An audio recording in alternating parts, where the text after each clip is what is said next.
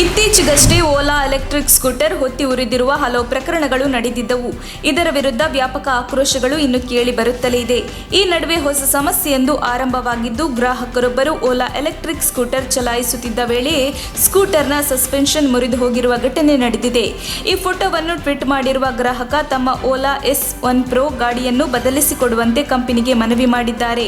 ಜೊತೆಗೆ ಕಡಿಮೆ ವೇಗದಲ್ಲಿ ಚಾಲನೆ ಮಾಡುವಾಗಲೂ ಸ್ಕೂಟರ್ನ ಮುಂಭಾಗದ ಫೋರ್ಕ್ ಮುರಿದು ಹೋಗುತ್ತದೆ. ಇದು ತುಂಬಾ ಗಂಭೀರ ಮತ್ತು ಅಪಾಯಕಾರಿ ಎಂದು ಆತಂಕ ವ್ಯಕ್ತಪಡಿಸಿದ್ದಾರೆ. ಇನ್ನು ಮುಂದೆ ಇಂದಿರಾ ಕ್ಯಾಂಟೀನ್ಗಳಲ್ಲಿ ಇಸ್ಕಾನ್ ಊಟ ದೊರೆಯಲಿದೆ. ಇಂದಿರಾ ಕ್ಯಾಂಟೀನ್ಗಳಲ್ಲಿ ಊಟ ವಿತರಿಸುವ ಒಡಂಬಡಿಕೆ ಇಸ್ಕಾನ್ ಸಂಸ್ಥೆಯೊಂದಿಗೆ ಒಡಂಬಡಿಕೆ ಮಾಡಿಕೊಳ್ಳಲಾಗಿದೆ ಎಂದು ಬಿಬಿಎಂಪಿ ಹಣಕಾಸು ವಿಭಾಗದ ವಿಶೇಷ ಆಯುಕ್ತೆ ತುಳಸಿ ಮದ್ದಿನೇನಿ ಅವರು ತಿಳಿಸಿದರು.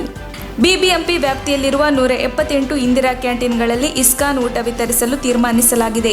ಇಂದಿರಾ ಕ್ಯಾಂಟೀನ್ಗಳಲ್ಲಿ ಪ್ರತಿದಿನದ ಒಂದು ಊಟಕ್ಕೆ ಇಸ್ಕಾನ್ ಸಂಸ್ಥೆ 78 ರೂಪಾಯಿ ಕೇಳುತ್ತಿದೆ. ಇಷ್ಟು ದಿನ ನಾವು ಪ್ರತಿ ಊಟಕ್ಕೆ 55 ರೂಪಾಯಿ 30 ಪೈಸೆ ನೀಡುತ್ತಿದ್ದೆವು.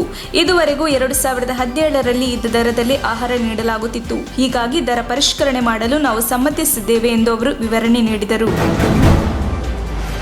ಎಸ್ಎಸ್ಎಲ್ಸಿ ಪರೀಕ್ಷೆ ಅಕ್ರಮಕ್ಕೆ ಸಂಬಂಧಿಸಿ 10 ಆರೋಪಿಗಳನ್ನು ಪೊಲೀಸರು ನ್ಯಾಯಾಧೀಶರ ಮುಂದೆ ಹಾಜರುಪಡಿಸಿದ್ದು, ಇವರಲ್ಲಿ 3ರನ್ನು ಹೆಚ್ಚಿನ ವಿಚಾರಣೆಗಾಗಿ ವಶಕ್ಕೆ ಪಡೆದಿದ್ದಾರೆ.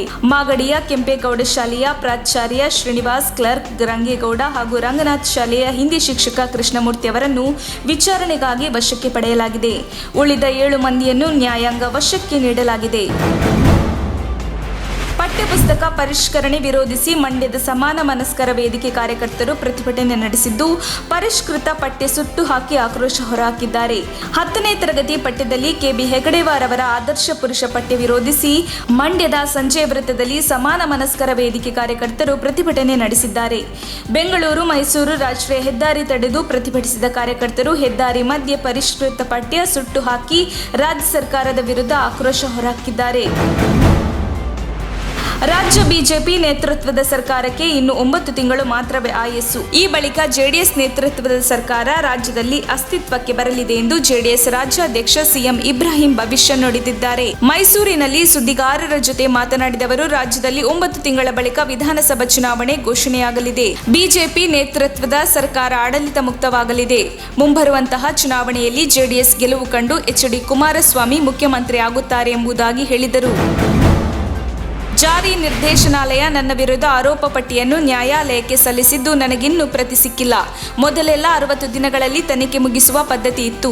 ಈಗ 2.5 ವರ್ಷ ತೆಗೆದುಕೊಂಡು ಆರೋಪ ಪಟ್ಟಿ ಸಲ್ಲಿಕೆ ಮಾಡಿದ್ದಾರೆ ಎಂದು ಡಿಕೆ ಶಿವಕುಮಾರ್ ಹೇಳಿದ್ದಾರೆ. ಚಾರ್ಜ್ ಶೀಟ್ ಬಂದ ಮೇಲೆ ಪ್ರತಿಕ್ರಿಯಿಸುತ್ತೇನೆ. ಈ ದೇಶದಲ್ಲಿ ಕಾನೂನು, ನ್ಯಾಯ, ನೀತಿ ಇದೆ. ಅವುಗಳ ಮೇಲೆ ನಂಬಿಕೆ ಇದೆ. ನಾನು ತಪ್ಪು ಮಾಡಿಲ್ಲ ಎಂಬುದು ನನಗೆ ಗೊತ್ತಿದೆ. ರಾಜಕೀಯವಾಗಿ ನನ್ನ ವಿರುದ್ಧ ನಡೆಸಿದ ಷಡ್ಯಂತ್ರ ಎಂದು ಹೇಳಿದರು. ಟಿಪ್ಪು ಸುಲ್ತಾನ್ ಯಾವ ಹುಲಿಯನ್ನು ಕೊಂದಿದ್ದು ಎಂಬ ಸಂಸದ ಪ್ರತಾಪ್ ಸಿಂಹ ಹೇಳಿಕೆಗೆ ತಿರುಗೇಟು ನೀಡಿರುವ ಸಿಎಂ ಇಬ್ರಾಹಿಂ, ಚಿತ್ರದಲ್ಲಿ ಟಿಪ್ಪು ಸುಲ್ತಾನ್ ಹುಲಿಯನ್ನು ಹಿಡಿದುಕೊಂಡಿರುವ ಚಿತ್ರ ಬರೆದಿದ್ದಾರೆ. ಆ ಕಾಲದಲ್ಲಿ ಏನಾದರೂ ಫೋಟೋಗ್ರಫಿ ಇತ್ತಾ? ಅದು ಗೊತ್ತಿಲ್ವಾ ಈ ಮುಂಡೆದಿಕ್ಕೆ? ಯಡಿಯೂರಪ್ಪನನ್ನು ರಾಜ ಹುಲಿ ಅಂತೀವಿ. ಹಾಗಾದ್ರೆ ಅವರು ಕಾಡಿನಲ್ಲಿದ್ರಾ? ರಾಜ ಹುಲಿ ಆದ್ರೆ ಅವರನ್ನು ತೆಗೆದು ಹೋಗಿ ಝೂಗೆ ಹಾಕಬೇಕು.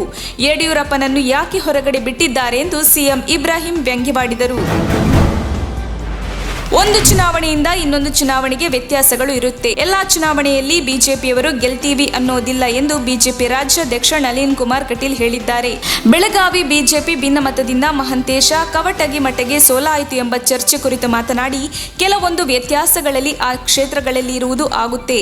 ಹೀಗಾಗಿ ಅದು ಭಿನ್ನಾಭಿಪ್ರಾಯದಲ್ಲಿ ಗುಂಪುಗಾರಿಕೆಯಿಂದಾಗಿ ವ್ಯತ್ಯಾಸ ಆಗಿದೆ ಅಂತ ಅಲ್ಲ ಎಂದರು.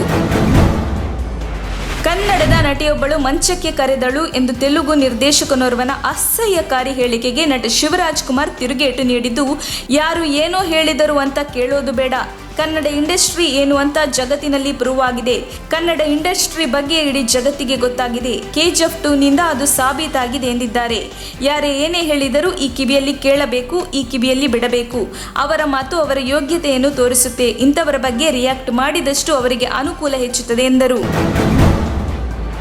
ದಕ್ಷಿಣ ಕನ್ನಡ ಜಿಲ್ಲೆಯಲ್ಲಿ ತಣ್ಣಗಾಗಿದ್ದ ಹಿಜಾಬ್ ವಿವಾದ ಮತ್ತೆ ಆರಂಭವಾಗಿದ್ದು ವಿದ್ಯಾರ್ಥಿಗಳು ತರಗತಿ ಬಹಿಷ್ಕರಿಸಿ ಪ್ರತಿಭಟನೆ ನಡೆಸಿದ್ದಾರೆ. ಮಂಗಳೂರಿನ ಹಂಪನಕಟ್ಟೆಯಲ್ಲಿರುವ ಯೂನಿವರ್ಸಿಟಿ ಕಾಲೇಜಿನಲ್ಲಿ ಮತ್ತೆ ಹಿಜಾಬ್ ವಿವಾದ ಶುರುವಾಗಿದೆ. ಹಿಜಾಬ್ ಹಾಕಲು ಕೆಲ ವಿದ್ಯಾರ್ಥಿನಿಯರಿಗೆ ಅವಕಾಶ ನೀಡಿದ್ದಾರೆಂದು ಆರೋಪಿಸಿ ಎಬಿವಿಪಿ ನೇತೃತ್ವದಲ್ಲಿ ವಿದ್ಯಾರ್ಥಿನಿಯರು ಪ್ರತಿಭಟನೆ ನಡೆಸಿದ್ದಾರೆ. ನಮಗೂ ಕೇಸರಿ ಶಾಲ್ ಹಾಕಲು ಅವಕಾಶ ಕೊಡಿ ಎಂದು ಕೆಲ ವಿದ್ಯಾರ್ಥಿಗಳು ಒತ್ತಾಯಿಸಿದ್ದಾರೆ.